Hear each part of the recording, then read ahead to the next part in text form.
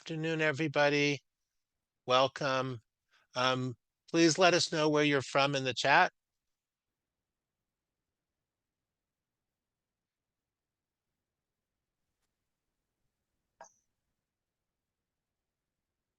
So, welcome. Somebody from Duxbury and Rehoboth, London, Holbrook, Maryland, DC, Chicago, Jerusalem, Bethesda, Portland, Buenos Aires, Orange, California, Orange County, California, Zurich, London, Los Osos, Petaluma, Neora, Myrtle Beach. Wow. Somebody from Battery Park City. Let's see here. From Brooklyn.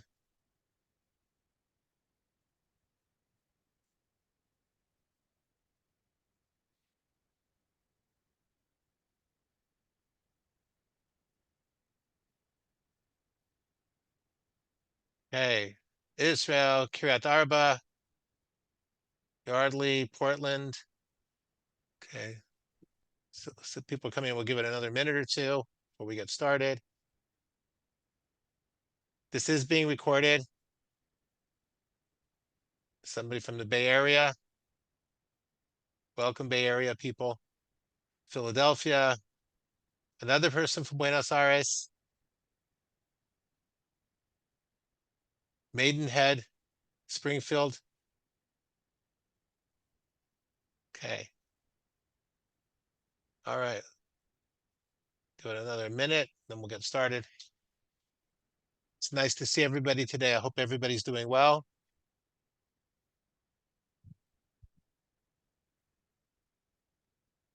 Okay. Just waiting till people come in. Okay. Somebody from New Jersey. Yay. Hollywood. Originally from Argentina. Interesting. Okay. All right. Okay. So good afternoon, everybody. My name is Paul Rudensky. I'm the Senior Director for the Calico Center for Jewish Genealogy Research. I'm delighted to welcome everybody today to our Jewish Gen Talk, which is entitled Crafting the Stories of Your Family History. And our speaker is Dr. Barbara Krasner. Let me tell you a little bit about our program and about Dr. Krasner. Um, Ancestors and others who came before us deserve to be remembered. Uh, and One way of remembering people is by writing down their histories and our memories of them. And this workshop is going to be about an hour, a little bit more than an hour. It will not be 2 hours, but it will offer writers of all genres and levels the opportunity to bring family stories that they've heard and details of ancestral paper trails onto the page. And perhaps you've come across a photo or a family heirloom that intrigues you. Maybe you found your grandparents' immigration citizen papers. Uh, Maybe the story that you heard from your great grandparents still commands your attention. And so we invite you to join us as we journey to bring life to these voices and share them with our own and future generations.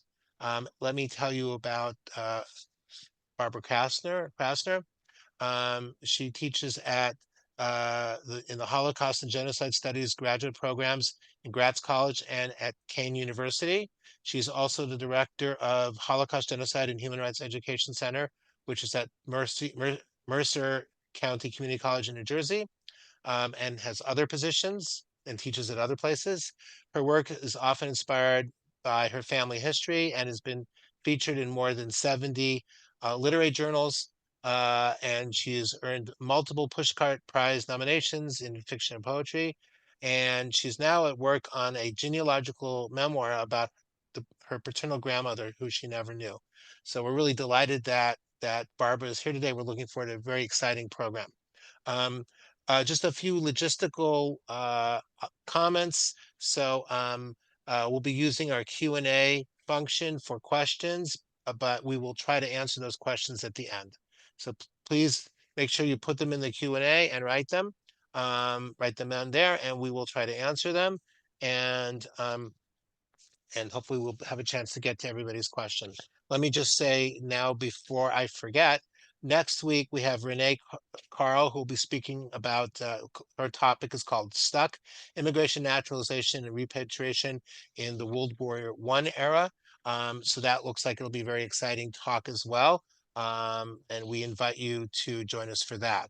And I think that that's it in terms of logistical concerns. Without further ado, then I'm really delighted to turn the floor over to Dr. Krasner. Thank you so much. Well, welcome everyone. Good morning, good afternoon, good evening, depending on where you are. And I am delighted to be here with you today. I am going to attempt to share my screen. And let's see if I can do that.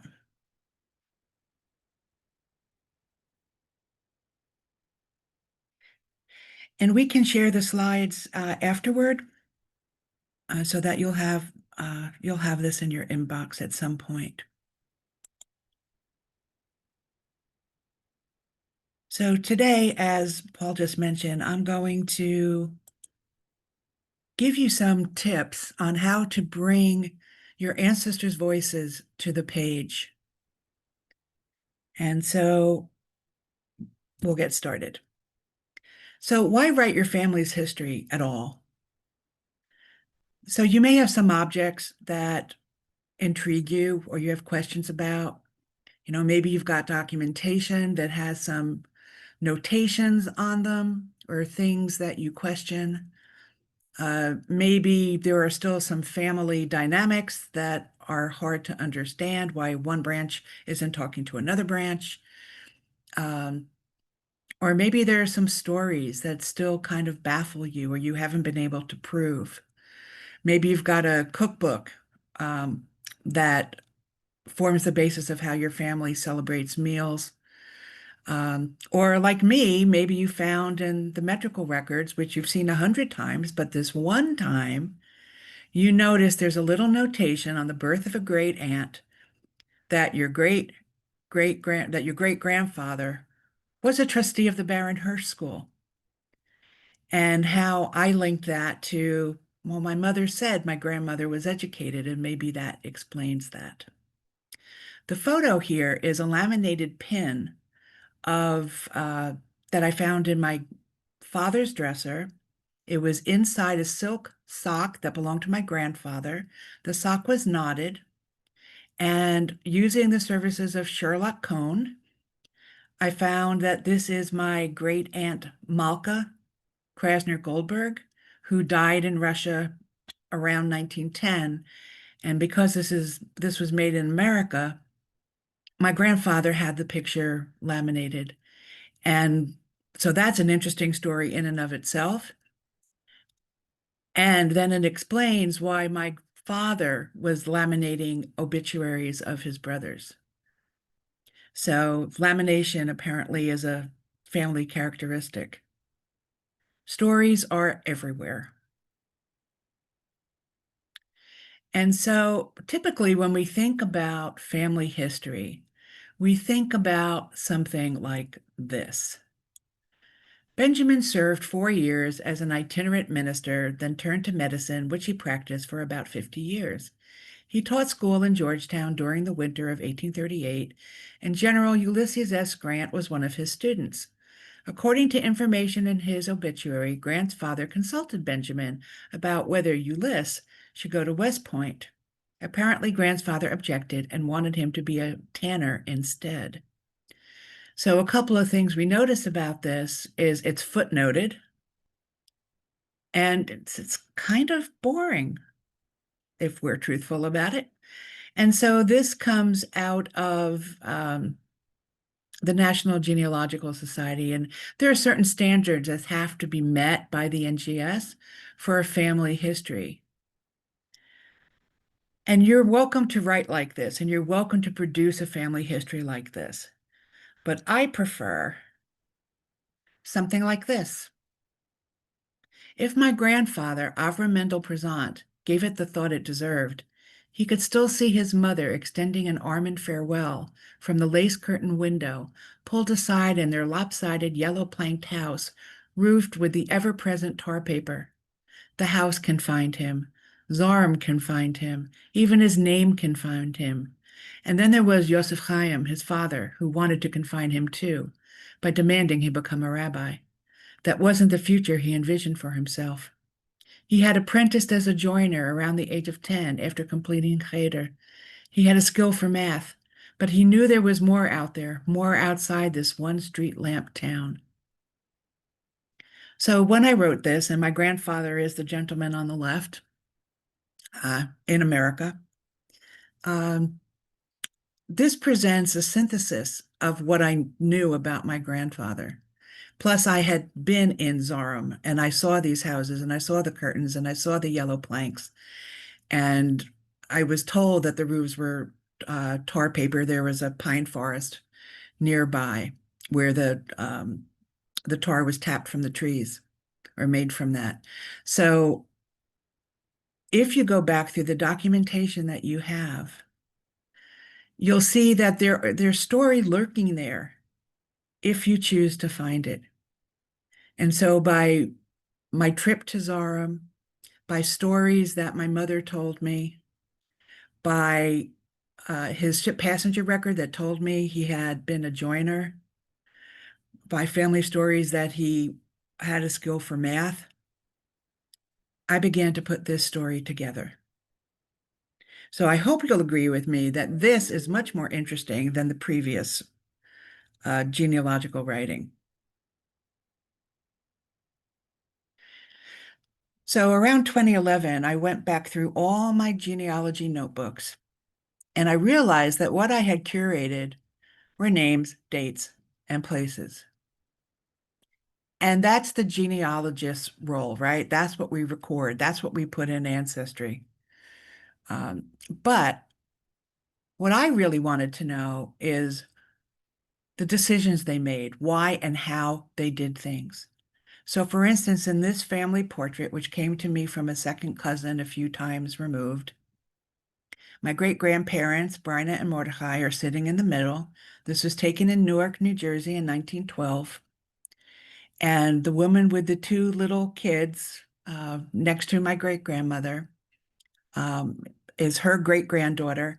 And so she and her husband and their children were returning to Europe in 1912.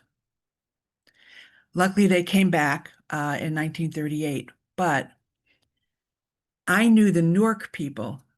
So my great-grandparents, my grandfather is standing behind Bryna to her right, and his sister and his brother, but I didn't know who the other people were. I didn't know the New York side of the family. And so even starting with this story of Fanny, the great-granddaughter, and her husband going back to Europe, Fanny just kept looking at me. There was just something about her. And I had only gotten this photo once I figured out her relationship. And I had gone to Salt Lake City at a JGS conference in 1991, and I was determined to find the marriage record of Fanny and Aaron. Well, there were more Aaron Anshelevitzes in New York City than I bargained for. But then I remembered this is Manhattan, so there's a bride's index. And I went and found Fanny once I understood from her daughter, one of these two little girls, who was then 80 and living in Florida, that the maiden name was Bellows. I found Fanny and then saw her mother's name was Krasner and that she was my great aunt's daughter. And that's why she was always looking at me in these photos. So knowing what the relationship was, photos can go a long way, and asking questions about photos can go a long way. But we also have to put this into historical and geographic context. So it wasn't uncommon for people to have pictures taken at certain points, and this is clearly in a photographer's atelier, and it brings together different facets of the family. So remember, historical and geographic context are really important to help understand why our ancestors made the decisions they did and how and where. Now, I'm working, as Paul said, on a genealogical memoir about the grandmother I never knew. She died 6 years before I was born. I really didn't know that much about her. There is no Yisker book for her town. She was born in Austria-Hungary. Then it became Poland. Now it's Ukraine. I had planned to go there twice, but was prevented by COVID and war. One day I hope to get there. Um, I do have access to some records through JRI Poland and Gesher Galicia, but information is sketchy, and no one is alive to tell me anything about her. And even my eldest sister was only 2 when our grandmother died. When we're trying to find story, there are some events that we can turn to, like immigration and naturalization, the flu pandemic of 1918. So if you remember Fanny in the previous photo, her mother, Dubba, died in Russia because of the flu pandemic. The Great Depression, military service and war. So my cousin thought his father repaired Jeeps.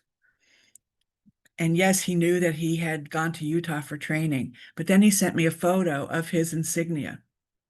And after I researched that, I said, your father was with the Army Air Corps in the UK. He was with the Ninth Air Force. And that kind of blew my cousin away. My cousin had recorded 78 records that his father made, and he put them up. He recorded them and put them up on Google Docs so that I could hear them. So that was great stuff. Marriage is also a key event, and I'll talk more about that. So we have the events, the individuals, objects like these insignia, right? And digging into the history of these and what they mean, where they're from, can give us story. Family stories, anecdotes that are passed down, which may or may not be true. DNA analysis for sure. I've been shocked by some things that show up in my DNA matches, like first cousins I didn't know I had, and adoption, uh, which also figures into my family, and maybe it figures into yours, but it was never known. So think about how you might have some of these triggers already in what you've researched. So war is obviously an influential event. World War I and World War II, and maybe some other wars as well. I learned that my grandmother from Austria-Hungary had 2 brothers who were conscripted into the Austrian army to serve in the Great War. I swear at one point I saw those records from the Mormons in the early 90s. I can't find my notes on that. I know they're not on a casualty list. So, and I know they both married in the 1920s, so I know they survived, but I don't know what roles they served or where they served. And when I talked to my grandmother's sister-in-law, who came over with my great uncle after the war, and this is a New Year's card that my great uncle sent from Frauenwald in 1950. Uh, he remarried, his wife and daughters were killed um, as part of the Holocaust, and he was in a Siberian labor camp, and he met someone new and in the DP camp, and that's her son and their daughter in 1950. So there's story there for sure. Um, Genocide, right? Many of us can talk about the Holocaust. Pandemics, oppression and persecution. Sometimes family story comes in with pogrom uh, information, victimization, and death. Natural disasters, technological change. I often wondered about how my great-grandmother Bryna, who died at 97 in 1937, might have felt seeing an airplane in the sky. And then economic depressions and recessions. So there are stories in my family about my grandparents owning a store. My grandfather extended credit during the Great Depression, and that did not make my frugal grandmother very happy.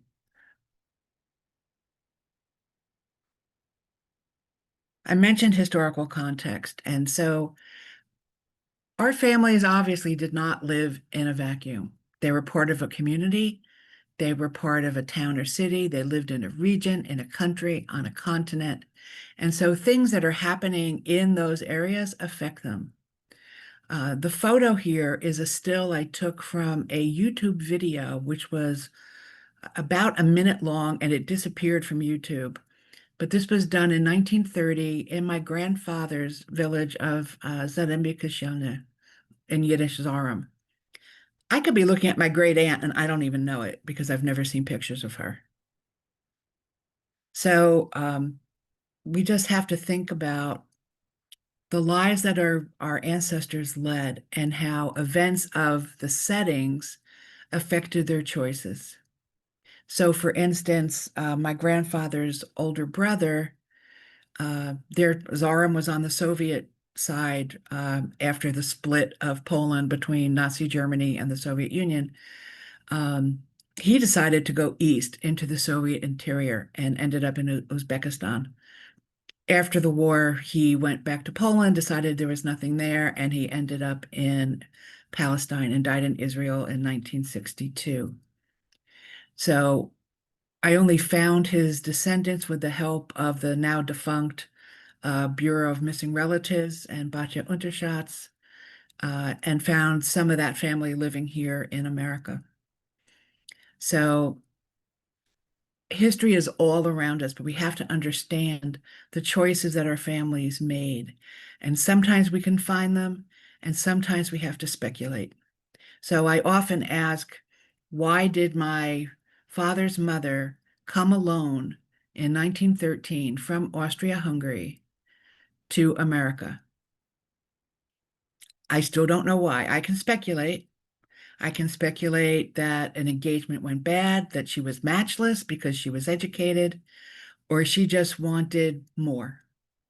She was the eldest of 7 children.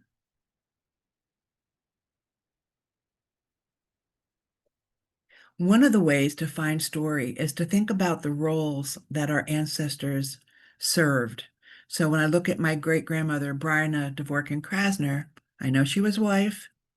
I know she was the mother of 3 daughters who all died by 1918. And I wonder how she felt about that. She was a mother of 2 sons who became entrepreneurs. She was the sister of other Russian Jewish immigrants, most of whom came to America. Now I'm working with the Together Plan to see what else I can find on the Belarusian side. She came to America at the age of 60.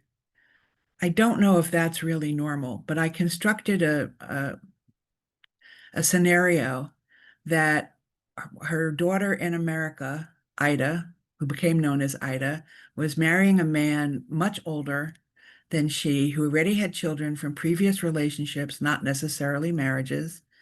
And I could imagine my great-grandmother telling her husband, grab the candlesticks and the feather beds. We have to go. We have to stop this wedding. They didn't. They arrived too late for that. But, what would make a woman leave her home at age 60 when she had family on both sides of the pond? She was a widow by 1915, a great-grandmother, and she had grandchildren living on both sides, and a great-grandmother. On my mother's side, my grandfather, who became Max Perlman, but who was, I'm going to move my little box here, but who was originally Avram Mendel Prezant, was the youngest of 8 after a cholera epidemic in 1899. He came to the United States in 1913 after he spent some time in Paris in an umbrella factory, and there were members of his mother's family there. He was disowned by his father because he didn't want to become a rabbi, since he had become the youngest. The original name is Prezant, and when he might have pronounced this as prison, and when he realized what that meant in English, he changed it. His cousin, Gussie Crook, Kruk, changed her name to Cohen because her father was a Kohen. He was a husband, father of three. He was a joiner in Poland, became a paper hanger in America. He bought a Brooklyn apartment building for $16,000 that's now worth more than $2 million. He did not leave the building to his family, and he lost several siblings in the Holocaust.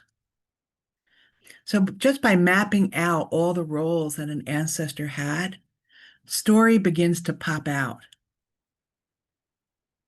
So I suggest that you do this for selected members of your family.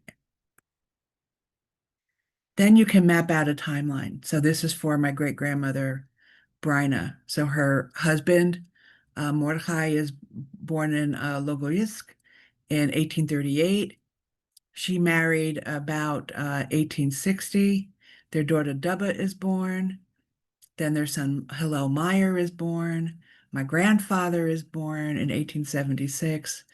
None of these children show up in the 1874 revision lists. Um, their daughter Heike is born. The pogroms start in 1881. Bryna's brother Chaim Ber comes to America in 1888. I think it's actually 1886. His family comes in 1888.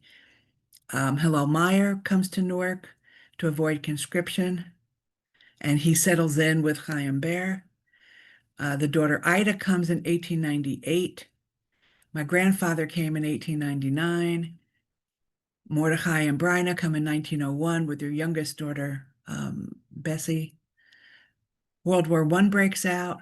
Mordechai dies. Chaim Ber dies. Ida dies after giving birth to a son. Dubba dies in the flu pandemic. World War I ends. Oh, and Malka died somewhere around 1910. World War I ends. My grandfather marries Eva Zuckerkandel through a matchmaker. My father is born in 1919 in Newark, and in 1920, this little family moves to the tiny burg of North Arlington in New Jersey. So mapping out a timeline also begins to suggest story. But a key question, and this is one I've really been struggling with in my genealogical memoir, is whose story is it? So you need to ask yourself, why are you writing and researching this family history or this family member? And because I have very little to go on about my grandmother, my paternal grandmother, I am imagining a lot, I am wondering a lot, I am speculating a lot. And so I have to decide whether I'm writing a biography of her, and this is a picture of her with my father in front of her and my uncle in her right arm. And also memoir about how I am trying to find information about her and how what I find affects me. So in essence, if I find Eva, I find myself.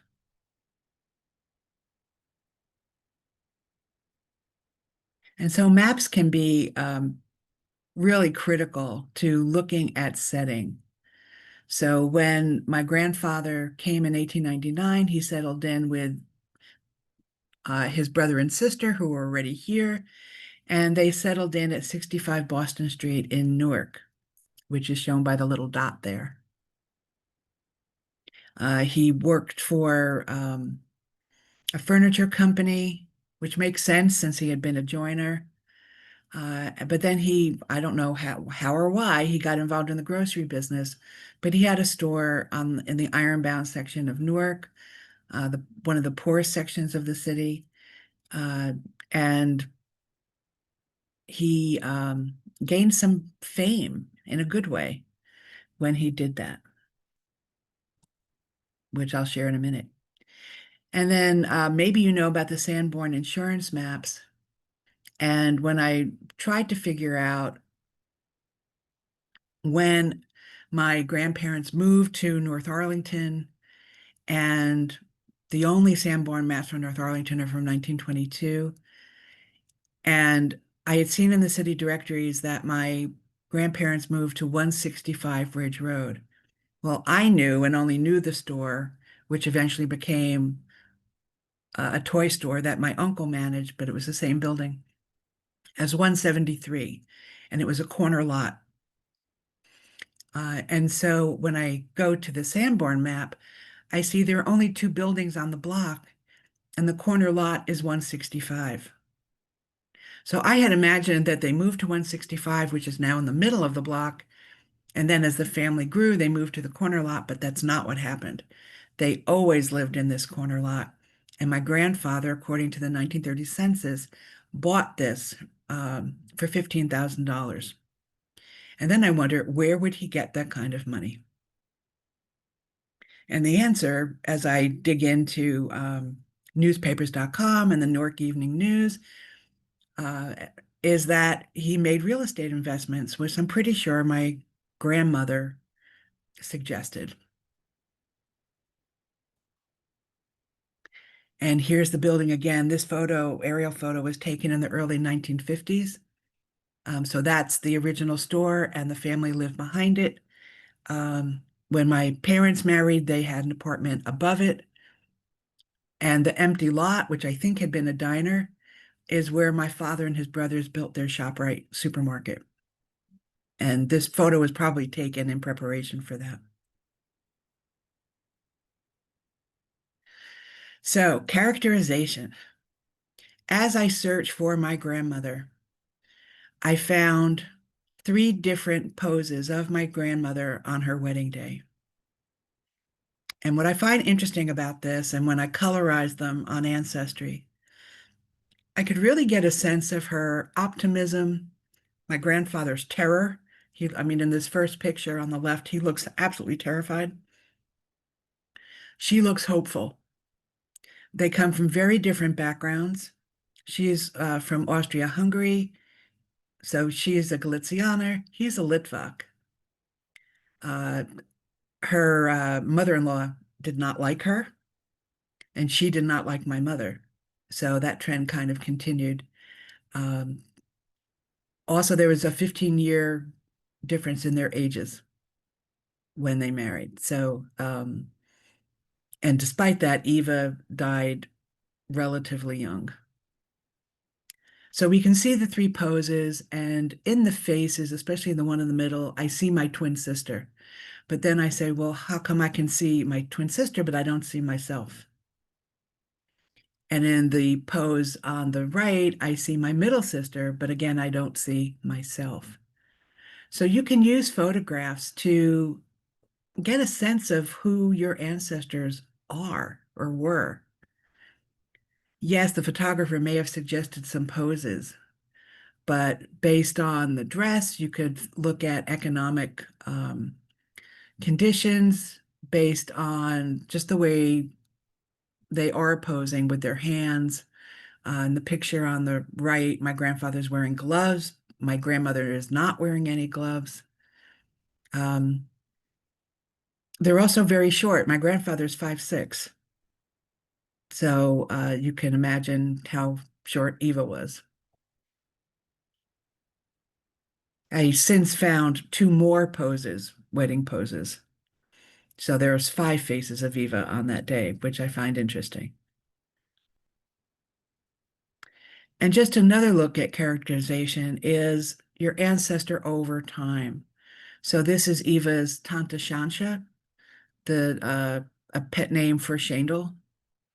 And so on the left is Tante Shansha in Zborov in Austria-Hungary. Um, in the well, or maybe around 1910-ish. Um, the family was coming to America in 1913, and Tante Chance's husband died at sea. So I was not surprised to find that they were on the list of detained aliens, but they eventually settled in. And then here's Aunt Jenny, her Americanized version later on. And she looks so tall in the middle picture, and then you see how diminutive she is in the picture on the right. And this picture was given to me either by the wedding couple behind them or my my grandmother's cousin Murray, whom she sponsored to America in 1949, who was very short. And so Tante Shansha shrunk. But we can look at the differences here too. And one thing I noticed is the continued widow's peak among the women in my grandmother's family from her mother's side. So even that gave me story, especially since Shansha became a widow on the way to America. And so maybe you're like me and you have to do a fair amount of speculation. So my grandfather, Max Krasner, had this grocery in the Ironbound section of Newark at 540 Market Street. And newspapers told me that his store was selected as Newark's #1 milk station at a time when the lack of milk was not necessarily causing children's deaths, but it certainly wasn't keeping them healthy. So his store was lauded as one of cleanliness. He was deemed a storekeeper of high reputation and trustworthiness. And so I'm pretty sure that this photo, which was a postcard given to me by a family member and told it was a matchmaker's card, was taken by the newspaper. It took me a long time to figure that out. And so I put together a kind of resume that he might have. I mean, he obviously wouldn't give a resume to a matchmaker, but it lays out his experience. And his objective is to find a wife that his mother would approve of because he was in his 40s when he married. And then to the right is my grandmother, Eva Zuckerkandel from Galicia, and her background. And what's interesting is that her jobs were all unpaid, at least in Galicia. So since her father had a kosher butcher shop, she probably learned a lot of retailing from him. And I am surmising that she really wants to be a partner in a business, that she has a voice and she wants to be heard. And according to her cousin Murray, so Max may have worn the pants in the family, but Eva was the boss. And so this resume of Max was published in a literary magazine in 2024. And both of these will appear in my genealogical memoir. So there are some existing books that you can look to as examples of the possibilities of writing genealogy. This is from Ellen Cassidy's We Are Here, Memories of the Lithuanian Holocaust. I didn't want to leave. I wanted to remain in the lost world of Fanya's childhood, the realm where Yiddish words cooed like doves and 3-year-old scholars tasted letters sprinkled with sugar. I wanted to hold on to those bygone days, the time when the world of Yiddishkeit was still robust and vibrant, not yet a collection of shattered remnants. I wanted to keep listening to tough, sturdy Fanya as she poured out her love for the Jewish Vilna of old. But I couldn't stay. To answer the questions I'd carried with me across the Atlantic, I had to wrest myself out of this cozy world. So you see how much I, as a narrator, is in this excerpt. So again, it goes back to what do you want to write? Do you want to write biography or do you want to write memoir? And then we have from Rebecca McClanahan's The Tribal Knot. This book is based on her finding a great aunt's diary. To read another's diary is to enter a private chamber. When the diarist is a 16-year-old girl, the trespass takes on another dimension. And when that 16-year-old girl is a long-dead aunt, the world flips on its axis. In the life we lived together, Bessie was 70 years my senior, always and only, it seemed to me, old. My life stretched before me. Hers, I supposed, was already gone. In the diary life we now share, she is nearly young enough to be my own great niece. Even more disturbing is the time warp quality of our encounter. Though her words toss me 110 years into the past, she abides in the pulsing present tense now. Sometimes, in the middle of an entry, she disappears for a few hours to attend to ironing or churning or to answer her younger sister's call, returning to the page as if out of breath or flushed from the weedy garden's heat or rapturous from a sleigh ride with, sorry, I can't see that, with cousins and friends. So you're seeing a lot of reflection in both of those two examples. And here's what I wrote in a piece about my father's military service in World War II and her brother's.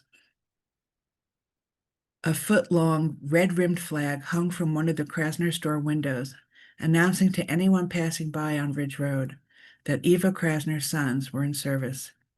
The flag would have had 3 blue stars, one for Milton, one for Harry, and one for Herman, all born in America and now in the American military.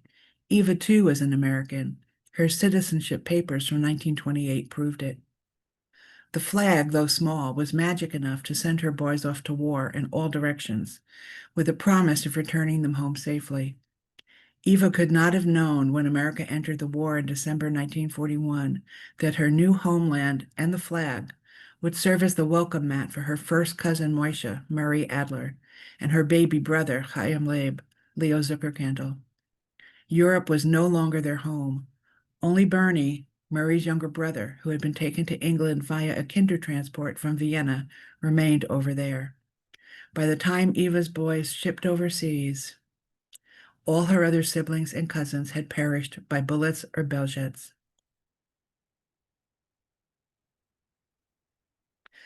So I have never seen the flag. I never even saw a picture of my grandparents' store. Only a few weeks ago, I found a glimpse of it in a picture of my uncle and his parents when my uncle was on furlough. Um, but I can imagine that that flag was there, and it would have had 3 stars because Eva had 3 sons in service. And I do have her citizenship papers, and only recently did I really delve into that and notice that it said something about the Omission Act of 1922. When I researched that, it said that basically Eva did not have to present a declaration of intention. That's the Omission Act of 1922. Since her husband became an American citizen in 1926, she did not have to show that. And then on her certificate of naturalization, not her certificate, her petition, there was a signature of Dorcas Fleming, who was a neighbor. And it completely changed the way I thought about my grandmother when I researched Dorcas.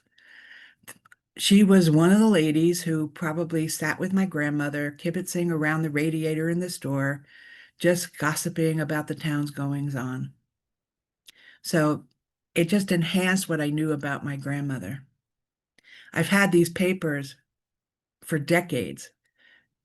So you can go back to whatever documentation you have and really look at what's on every line and have you researched every line of it. I'm not going to read this, but this is another take. Uh, on the day my mother died, I went into her vanity and pulled out her junior high autograph book before my sisters knew I had it. They were all talking about her jewelry, but I wanted this book. And the reason I wanted it is that my grandparents' writing was in it. And it helped me get to know who my mother was as a schoolgirl. And so I wrote an essay that goes from A to Z uh, using her autograph book. So again, this just shows you possibilities. It doesn't have to be a straight family history.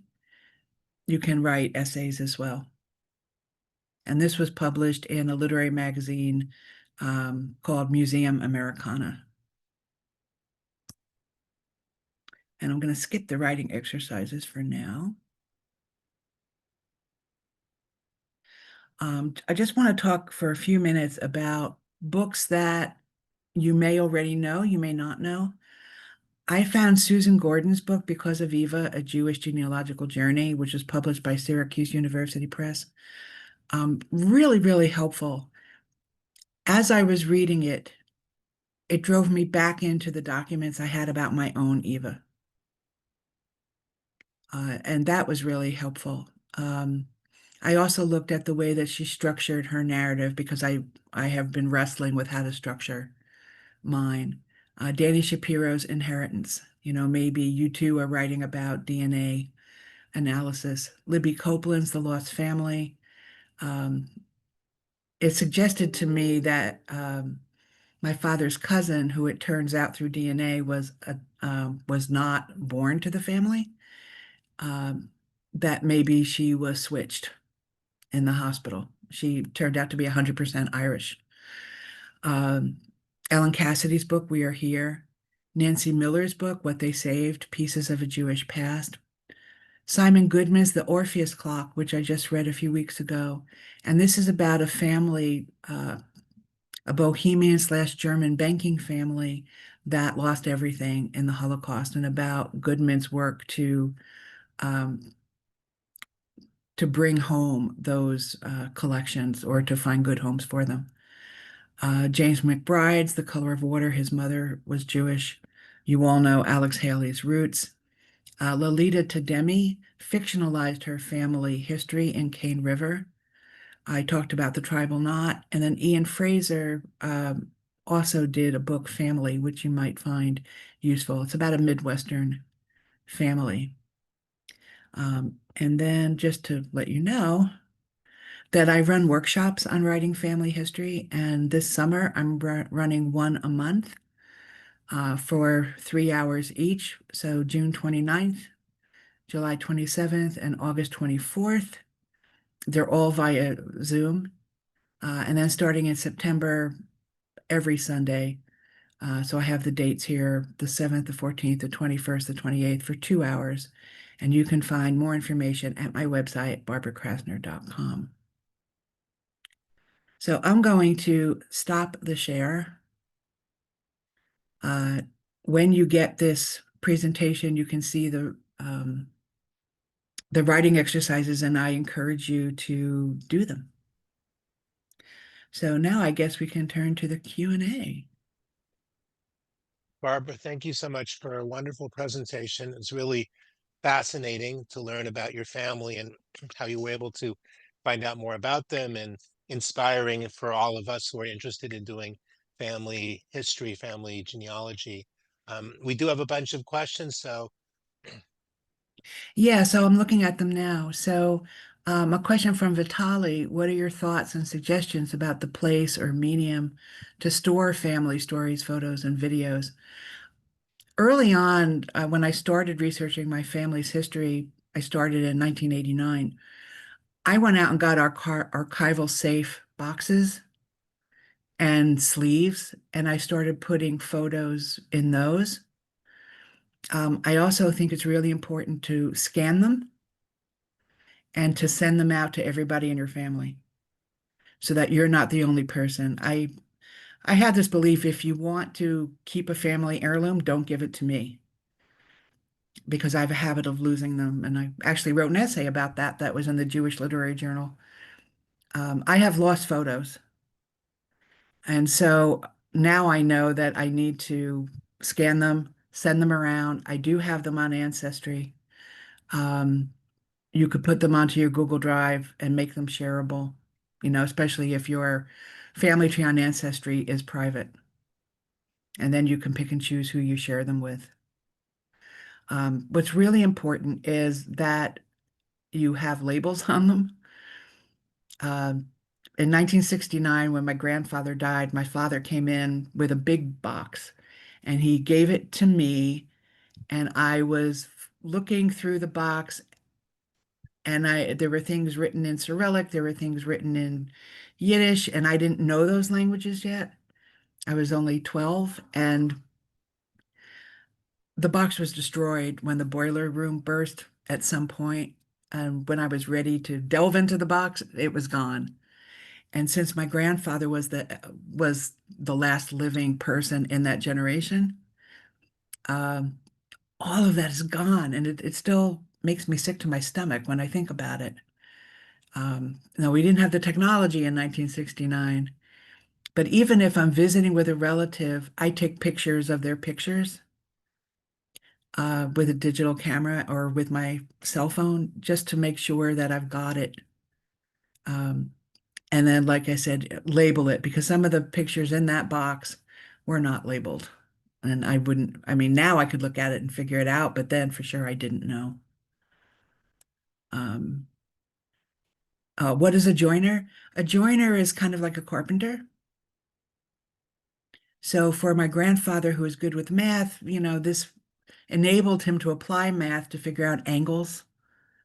And so it made sense to me that he was a joiner and then he became a paper hanger because he would still have to measure and use angles, even though he would no longer be working with wood. Uh, oh, so the historical Newark map is not at NJIT, it's at Princeton.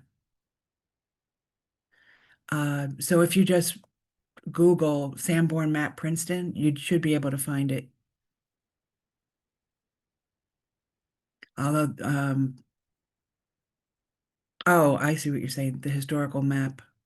I don't know, but I could find out. So you don't mean the Sanborn map, you mean the other map where I'm showing where the Krasner family lived. Um, but you could Google that as well, and certainly the New Jersey room at the Newark Public Library will have that. Okay, another question about conferences in order to find information. So it wasn't necessarily the conference itself. The 1991 IAJGS conference in Salt Lake City was the first one I attended. But whenever I attend a conference, if it's in a city where I think there are records for me to access, I come with a list of my research questions. And I used to physically fill out a research log so that I could speculate where I could find those records. And so I knew I wanted to find at the family history library with all those microfilms at my fingertips. I didn't have to order them and wait 3 weeks. I did have to bring Band-Aids for my thumbs because of all the microfilms and make sure that I wasn't going to get motion sickness. Um, I was going to find the marriage record of Fanny and Aaron. I was determined to do that. I just had to keep calling this 80-year-old woman in Florida um, to find out her mother's maiden name. And when she told me Bellows, I thought, how is that a Jewish name? But it wasn't spelled that way, and it might have been pronounced Belois. So I found them, and I didn't see anything in Aaron's information that suggested a relationship to me, and it didn't tell me anything I didn't already know. But man, when I saw Fanny's, I literally stood up and said, "Oh my God, she's a Krasner." So, other conferences have led me into other archives, whether it was the regional national archives, certainly when it's in New York, going to YIVO, the Center for Jewish History, any of the places in the center, or the local National Archives branch on Houston Street. Um, when there was a conference in Boston, I went to the National Archives in Waltham, and I might have gone to the reading room at Brandeis. Um, I have gone to the reading room at the New York Public Library to access Yisker books. So if there's I mean, with the upcoming conference in Fort Wayne, which I'm not going to, um, that's a good place to think before you go and figure out what information they might have to answer your questions.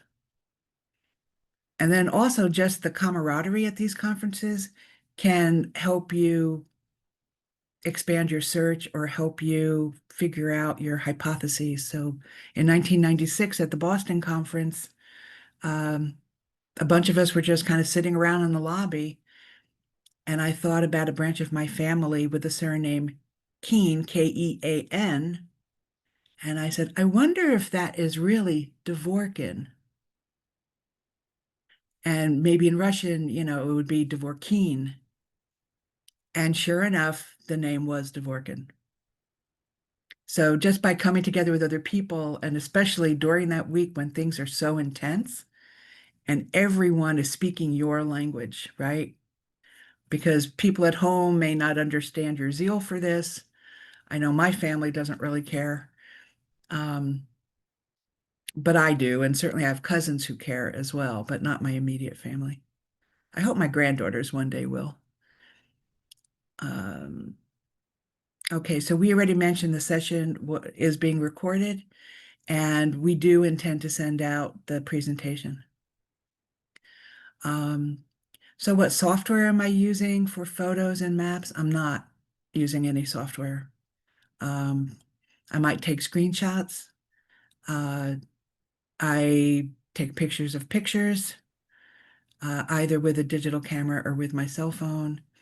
Uh, I save them to Google Drive. I save them to my hard drive. I put them up I think I have them in Amazon. I think Amazon has a shared space, and they're on Ancestry. And maybe you've experienced this. It really irks me when people take my photos and put them in their trees without asking me for permission or without having a courtesy line. I always say when a photo came from somebody else and who that person is. So, could you define memoir versus biography? Yes, I would be happy to do that. So, biography tends to be birth to death, and it's written in the third person. So, the subject of your biography is your main character. In memoir, you are telling the story. You are obvious, and you are the narrator, and it tends to be in first person, I. And memoir has a lot of reflection. It also has interpretation, which you can do in biography as well. Um, and so I hope that kind of explains it. Plus, memoir doesn't have to be birth to death. It could be one event. Um, I mean, I am giving Eva's um, kind of birth to death, but it's my search for her that is really the through line of the memoir, and it does not cover my birth. Uh, necessarily. It starts with my defining moment when I had a near fatal bout of bacterial meningitis. And I decided to research my family's history because I wanted to connect to something higher and leave a legacy for my son, who could care less about all this, by the way. Um, but maybe one day he will. So I hope, Gary, that answers your question. Um, Did you, there's a question here, Barbara, about Yusker books. I don't know if you saw that. Is that no, I something you haven't want to gotten to wait? that yet. Oh, sorry.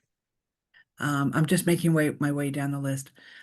Could you talk a bit more about speculation? I struggle with this because I don't want to pass on information that may not be true. Sure. So I will say in my memoir, I wonder, I imagine, maybe, likely, probably, perhaps. So I know I'm not presenting fact. I am presenting what I believe or what could have happened. And if I am presenting fact, I will say, according to the New York Times, according to the 1930 census, so that people know where the information came from, especially because the memoir is my search. So, it's a genealogical journey as well. And I think, most of us have to use some speculation because we can't know all that our ancestors lived through. Even our parents, right? It's not like we ever really knew our parents as people. I was shocked to learn when I went through my mother's autograph book that she liked football. I would never have imagined that. Are there tools for identifying people whose names are not known from photos? Um, so I guess the first strategy is to share the photos with members of your family and see if they know. So in the photo on the first page of this presentation, the Krasner family in 1912 Newark, I could identify the New Jersey people. This newfound cousin could tell me the New York people, but there were still maybe a few people we didn't know. Um, but intuition plays a big role too. And so I did figure out who the other people were, even though I had never seen pictures of them, uh, either at all or at such a young age. So send them out widely. And then I mentioned I did use the services of Sherlock Cohn, who I think has been a speaker at several conferences. Um, it took a while to get results. Um, and so even though she identified my great aunt Malka on that laminated pin, I can't find any descendants from her to verify it. But maybe one day I will. Um, so I hope I answered that, David. I have a family history that one of my mother's cousins wrote. That's wonderful. It has numerous family stories. Unfortunately, most of the factual information I have found to be false. What then should I think about the stories as to the truth or not, and should I include them in my family history? I would include them because they're family lore, and like I said, they may or may not be true. I was told that the name Present came from the ancient word for breastplates, but my grandfather was not a Levite. He was not a Kohen, so I don't know. Um, I was also told the family came from France originally, and I haven't found that to be true either, or at least not yet. But there's got to be a reason why this cousin thought it to be fact. Um, and then just be clear about what is imagined or found to be false specifically and what comes from actual documentation. And as you know, as genealogists, just because it's in a document doesn't mean it's true. I can't tell you how many times my grandfather could not be relied on. Even with his mother's maiden name, it was not her maiden name. Even what country he was from, he put Poland and he was from Minsk. So technically, he could be right depending on the century. I just learned about Yisker books after finding one in Warsaw for a family shtetl. Can you tell us something about what they are? Absolutely. Um, so there's about 1,100 Yisker books that were written after the Holocaust by surviving members, and sometimes also by previous emigres. So they might also have narratives from people in America, people in Israel, people in Latin America, depending on where they went as part of immigration. Sometimes these Yisker books also have histories that are written by actual Yiddish historians, like Philip Friedman and Isaiah Trunk. Sometimes they have sections by people like Shalom Aleichem. But they tended to be put together after the war, some right away. The Yisker book for Zarim was written in 1947.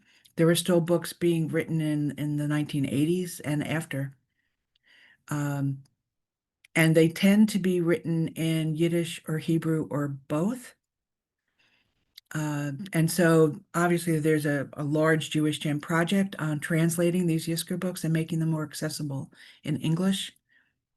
Um, I was fortunate that where my maternal grandmother came from, Ostov Mazowiecka, there are two Yisker books, and I think both were written or translated to English.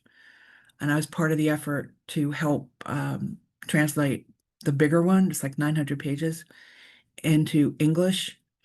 And there are just amazing stories in there. So typically, a Yisker book will give the town's history. We'll talk about the town's destruction. There's usually a necrology, a list of the people who perished at the end. There could be display ads at the back. of people who supported the publication. So I found my grandparents had an ad for the book about Zoram. I mean, I think they're wonderful, wonderful resources, and only now are they becoming more recognized as scholarly resources. So Omar Bartov has used them. Shimon Redlich has used them. I'm trying to think of some others who use Yisker books. And I've actually traced refugees from Ostrów Mazowieckie, which was on the Nazi-occupied side of Poland, through the Soviet side, and where they were mentioned not by individual name, but the people from Ostrava, which I found really fascinating. So if there is one or more Yisker books for your town, um, check Jewish Gen to see if it's already been translated. If not, you can find translators. I used one from I don't know whether it was from YIVO or the Yiddish Book Center in Massachusetts.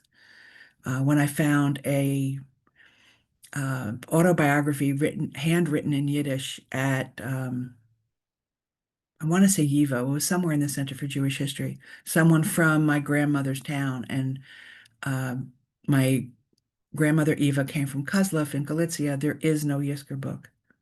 And this first person account was just priceless. So I hope that helps you, Hinda. Um, so Cindy is asking, what are you referring to by upcoming conference in Fort Wayne? So in August, every August, there is a International Association of Jewish Genealogical Societies conference. It's about a week of lectures, programs, exhibits, research time. I was at the one last year in Philadelphia. Um, I heard a talk by the Together Plan for on-site research in Belarus, so I worked with them. There was someone from Yad Vashem, and I talked to her and found some documentation about my great uncle, that he was not only at Frauenwald, which I showed you, but he was at another DP camp before that, which I didn't know. And for years and years and years, I went every year. But then when I went for my master's in writing, I had to stop. And now I teach most of the summer, so it's hard to find the time to go, but definitely worthwhile. On what platform or medium did you write your family history? I use Word. A lot of people write using Scrivener, which I've never really gotten to appreciate.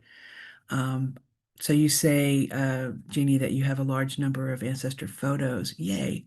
I'm thinking about using one of those photo album platforms to record mine, which will enable me to easily place photos and accompany them with some text. You could also use Snapfish or Shutterfly to create a family album. I don't do that for family photos, but I do that for other things, um, like my visit to Poland in 2008 to my grandparents' Stettlich. Um, but that's a great idea to put it together. Okay, so I think we answered memoir and biography and autobiography. An autobiography, like biography, is typically a birth to the present moment, written in the first person. So I think the most famous of those is Ben Franklin's autobiography. So that's the kind of thing it goes into. So Lee, nice to hear from you. We've been in touch. Um, so yes, Dvorkin means family of Dvora, probably, but Dvor in Russian means court. But I think Dvorkin is really from Dvora. Will the PowerPoint be accessible with vision impairment? I have to figure out how to modify it for that. So thank you for that. I will do that. I'd like to write about my grandparents' wedding in London. I have the marriage certificate and I've been to the building. That was the synagogue. I have a historical photo of a wedding in the synagogue. Is it kosher for me to write the thoughts I imagine she would have had? Joan, yes, as long as you make it clear that you're imagining those thoughts, or unless you purposely decide to write fiction. Either is okay. So if you're writing nonfiction, then you need to make it clear that you're imagining. If you're writing fiction, then the whole thing is imagined. Um, how do you record the stories if you are using Ancestry? I use Notes for that. So I'll put a story in Notes. My mother wrote her memoirs and is now deceased. I feel it should be published. Any suggestions? Um, that might take me a little bit longer to think about. Um, there's lots of different avenues that range from self-publishing to traditional publishers, and it really all depends on the content. So if you want to reach out to me at barbaradkrasner@gmail.com, that'll give me some time to think about it and give you suggestions. Oh, it's Sherlock Cohn, Cohn. And do they have a website? I don't know if she has a website. Um, and I can't really look that up at the moment. Her name is Ava, Ava Cohn, Cohn. But I'm pretty sure if you Google Sherlock, Cohn, you'll find her. Okay, so that answered the next question. Okay, so Margarita asks a really interesting question. What do you do when you have a story from two people who are at the same event, but they have different versions? The truth has more than one version. The truth is the truth to the person who tells the story. And so, historically, even as a scholar, um, if you ask people about the uprising at Auschwitz, about chimney number 4, they all have different versions about what they saw. Um, my twin sister and I will have different recollections about the same event. So you can allow that. And when you tell the story, just say this person thinks this, but someone else thinks that. Sometimes there are just different truths. Okay, we talked about Sherlock Cohn. Do you write for a certain person? Who is your intended reader? So, Ralph, I don't write for a certain person except for myself. I never think about audience. And I've been writing professionally for more than 20 years. I just don't. I write for myself. And if I'm able to get that placed in a literary journal or in a book, I have a short story collection that's coming out this year, I think. All stories about Holocaust survivors and their choices. And one is based on my great uncle coming to America after losing his first wife and daughters. It's loosely based on him because I don't have a whole lot to go on. Um, but I'm writing it for myself. It's a way to explore for myself. Oh, thank you so much, Kendra. I really appreciate that. And let's see what else we have as we come to the bottom of the list here. Um, so Sandy asks about footnotes and citations in a memoir. If you're writing for an academic press, they might want footnotes and citations. I am not planning to write for an academic press, and so I'm covering myself by saying, according to the New York Times, according to the US 1930 census, but I'm not doing footnotes. I will have some sort of bibliography, though, in the back. Um, and I do have quotes from interviews that I've done with family members as well. Um, yeah, you have to determine where you want to get this published, and you can always put citations in parentheses until you have an answer to that. Okay, so back to Lee. Um, yes, I think we're clear on that, on the derivation of Dworkin. Uh, the Fort Wayne conference is in August, isn't it? Yeah. Um, have you had to translate documents, and if so, what resources have you used? Most of the documents I've used are in German. I was a German major undergrad, uh, or Cyrillic. I also studied Russian for 6 years. Um, Yiddish, I studied Yiddish for 2 years. I use a translation service for very, very small bits of information on Facebook. I think it's called Genealogical Translations.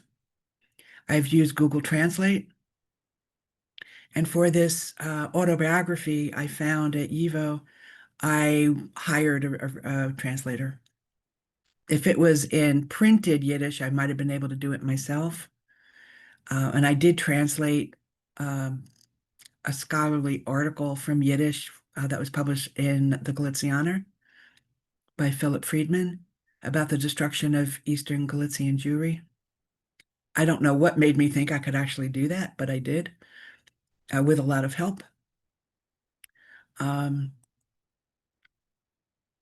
so where I know I need help, I'll go get it. Even just trying to figure out, would my grandmother have called her Aunt Tanta or Muma? And trying to find people who were experts in Galician Yiddish, and especially Eastern Galician Yiddish. And so I went with Tanta. Uh, okay, well, you also send us the transcript. I don't know if I can answer that. So, Paul, can you answer that? Sure. I I don't know what our policy is. I believe our policy is not to send out the transcript, but we do hope to post the recording. So you should be able to see the recording. And you could, I'm not familiar with the technology, but you might be able to generate a transcript from the recording. Okay, and we do have one vision impaired, at least one vision impaired person, and the transcript, I'm sure, would be helpful to that person. Okay. So let me look into that. Okay, and then from Brigitte, we have Lulu is great for self-publishing, and you can print one-offs. So that's good for you. Um, yeah, folklore, oral history narratives. I mean, I would include stories wherever they come from, just to share them. But you can always just say, uh, I haven't been able to verify this, or this is a story I heard. I doubt that it actually happened. But oral history narratives can absolutely be true. Um, I'm a, I've been trained in oral history. That's one of my strengths. And the Holocaust Center I run, we do a lot of oral history. But again, the truth has versions. So even when we interview different members of a family of a Holocaust survivor, they all have different takes on the story. And you have to allow for that. Um, okay, oh, the list keeps going. Um, my great grandmother was Shandel and known as Babs. Oh, Babci. Uh, so Babci is from Polish. Um, and so Shansha used as a nickname for Shandel. So I'm talking about Eastern Galicia. So maybe that was more an Eastern Galician thing. Babci, like I said, is Polish for grandmother. Um, so I don't know.